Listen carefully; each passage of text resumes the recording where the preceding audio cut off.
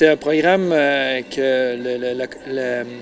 que Québec a décidé, la grande région de Québec a développé. Puis nous, on a déposé un projet qui réunissait l'ensemble des événements de la Côte-de-Beaupré pour le tourisme, entre autres, là.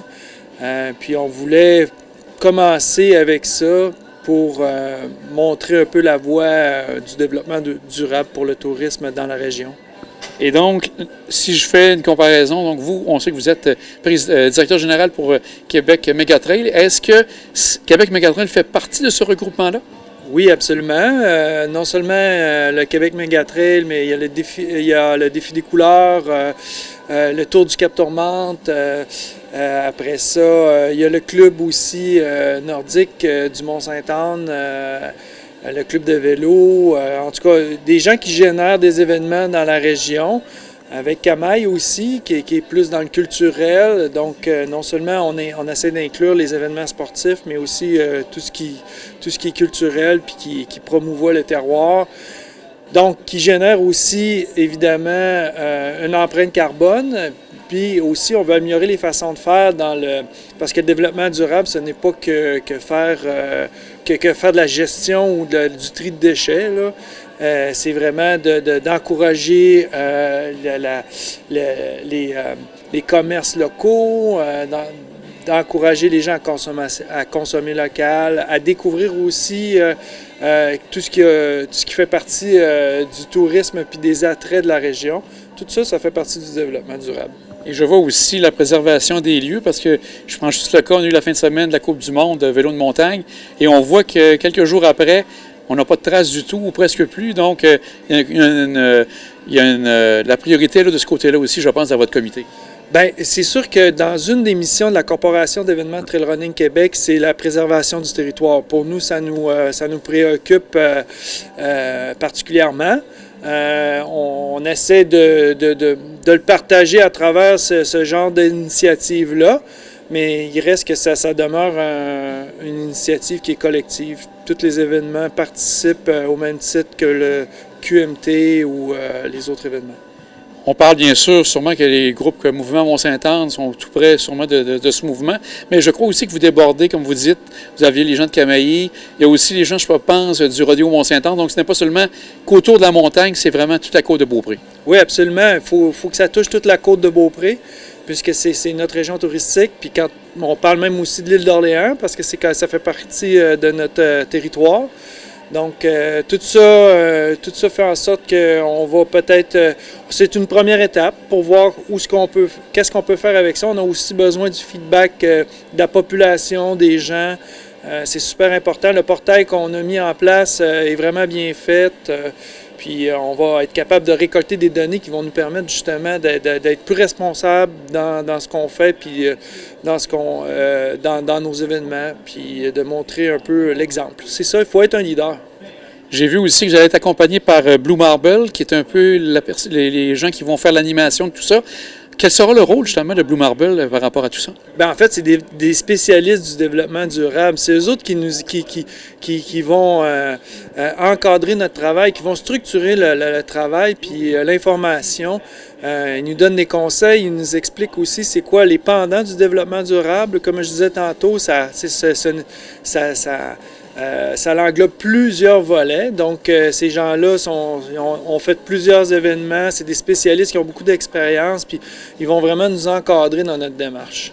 Et là, pour cet automne, même cet hiver, la prochaine étape, ça va être un sondage que j'ai bien compris que les gens peuvent, le grand public, les gens dans le tourisme vont pouvoir faire et remplir ce sondage? Oui, puis c'est important d'avoir de la participation pour avoir le plus de données possible, puis être en mesure de justement avoir un portrait efficace de ce qu'on a besoin de faire pour mettre notre plan en marche. Aussi, vous avez traité des thèmes, comme vous dites, ça va être la préservation du territoire, l'achat local, tout ce qui touche aussi la carboneutralité. C'est des éléments que vous avez et vous souhaitez que les gens donnent leur mot de ce côté-là? Oui, absolument, parce que maintenant, ça fait partie des choses que les gens se questionnent sur quand ils participent à un événement. Donc, ils veulent avoir la conscience tranquille, puis nous aussi, on veut l'avoir. Mais on a vraiment besoin du feedback des gens de la population, de ceux qui participent, mais aussi de ceux qui profitent des événements touristiques sur la côte de Beaupré. Au niveau du financement, j'ai cru voir certains éléments au niveau national, dont entre autres le Fonds d'aide d'action québécoise, développement durable, le plan pour une économie verte pour Québec. Pour la côte de Beaupré, je pense qu'il y a 2 gros partenaires aussi. Je vous laisse en parler. Ben oui, ben il y a Desjardins qui embarquent beaucoup dans ce projet-là parce qu'ils ont un programme qui encourage ce type d'initiative-là. Puis évidemment, Développement Côte-de-Beaupré qui est présent dans presque toutes nos actions, avec qui on collabore à l'année longue, sont aussi partie prenante là, et ils financent ce genre d'initiative-là.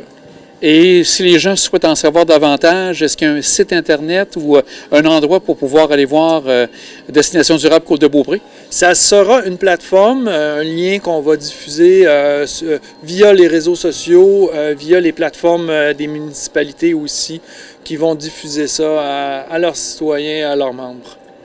En terminant, j'aimerais parler avec vous parce que vous êtes de Mouvement Production, donc votre collègue Yann Beaulieu qui participait aussi à l'événement, à la préparation de l'événement de la Coupe du Monde, entre autres, la Coupe du Monde de vélo de montagne.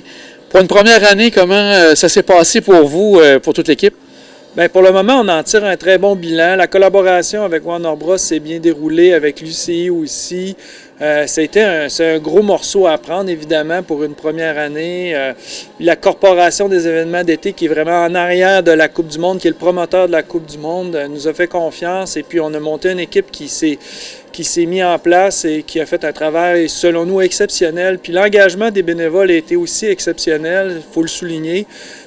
C'est un gros morceau à prendre, c'est que c'est le plus gros événement sur la côte de Beaupré. Mais dans l'ensemble, pour une première édition, je pense que ça a été un franc succès. Et en plus, la météo a été moins maussade qu'on avait prévu, à part le dimanche. Donc, sûrement content de voir toute l'affluence qu'il y a eu durant tout le week-end. Oui, absolument. Le samedi, lors de la descente, c'était démesuré, le nombre de gens qu'il y avait sur la montagne. C'était très festif.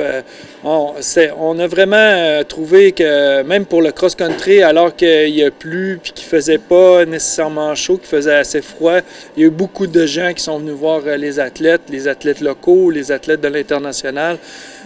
C'était inespéré, puis on en est vraiment content. Monsieur Fortier, un grand merci, puis on va suivre avec attention Développement durable Côte-de-Beaupré dans les prochains mois et prochaines semaines. Merci beaucoup.